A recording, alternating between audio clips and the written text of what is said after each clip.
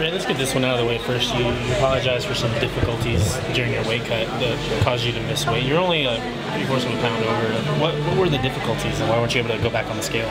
The difficulties were, I packed on a lot more muscle than I normally do. I felt like going into the division and getting higher in the division, I needed to build a little strength, so I upped up my strength and conditioning, and having that extra muscle made it a lot more difficult to cut. So I also made a few mistakes during my dieting this week that I probably shouldn't have substituted it. When they say, if it's not broken, don't fix it. I tried to fix what wasn't broken.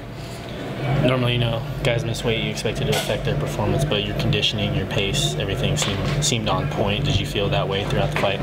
Yeah, I felt a little difference in what I usually do.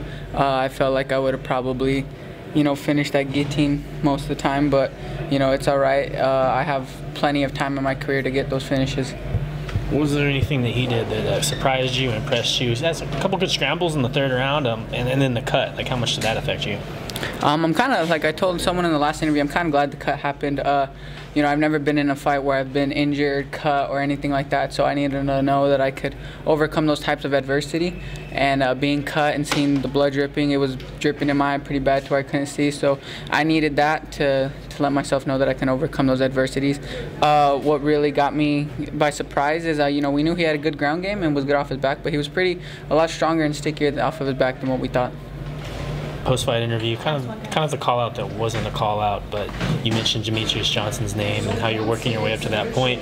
Does that take it that you're kind of favoring him to beat John Dodson, your fellow Albuquerque native in the UFC 191?